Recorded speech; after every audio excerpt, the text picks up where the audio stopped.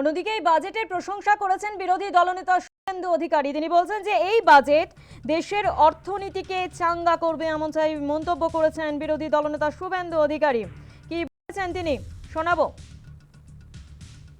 শুনুন, ভারতবর্ষের অর্থনীতিকে আরো শক্তিশালী করার জন্য এই বাজেট ওয়েলকাম করছি।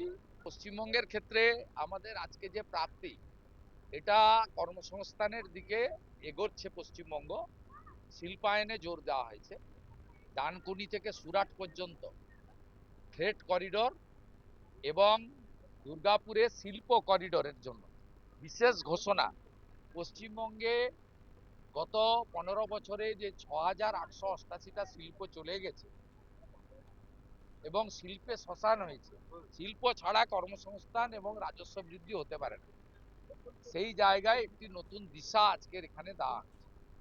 এর বাইরেও শিলিগুড়ি সহ নানা উন্নয়নমূলক দিক এবং পশ্চিমবঙ্গে অবস্থিত কেন্দ্রীয় সরকারের বিভিন্ন সংস্থাতে পর্যাপ্ত পরিমাণ বরাদ্দ এই বাজেটের মধ্যে করা হয়েছে এবং আমি মনে করি এই বাজেট অর্থনীতির ক্ষেত্রে এবং মানুষের জনমনে, সাধারণ মানুষের ক্ষেত্রে এবং বিশেষ করে বেকার যুবতী এবং খেলোয়াড়দের কর্মসংস্থানের জন্য খেলো ইন্ডিয়া, তার বিশেষ ব্যবস্থা এখানে রাখা হয়েছে এবং কৃষকদের জন্য সারে ভর্তুকি সহ পিএম কিষাণ সম্মান নিধির বরাদ্দ বৃদ্ধি সহ নানা স্কিম দেওয়া হয়েছে এবং প্রত্যেকটি স্বনির্ভর গোষ্ঠীতে লাখপতি দিদি বানানোর কর্মসূচিকে বাজেটে অন্তর্ভুক্ত করে নারী সশক্তিকরণের কথাও